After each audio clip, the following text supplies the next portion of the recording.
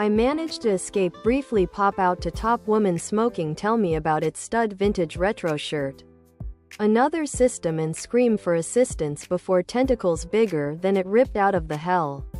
Jump it used and dragged it back. Top woman smoking tell me about its stud vintage retro shirt.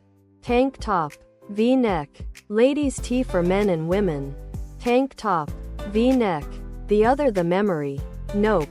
Sandy is the one hiding in the gas giant going, pissed over here. With the squirrel species fleet hiding behind the gas giant when precursors jump in top woman smoking tell me about its stud vintage retro shirt. Sandy's tentacles are hundreds of miles long. Coolthalus reached through unknown distances. Is Daxon leading the remnants of the Imperium of Rage? Possibly containing all the psychics who didn't go into comas? The opposite of the eternal sleepers? It would make sense that all the survivors who had experienced the glassing of Sol in their minds. But especially the psychics. Official top woman smoking tell me about its stud vintage retro sweatshirt. Hoodie. Sweatshirt. Hoodie. Would called an Imperium of Rage.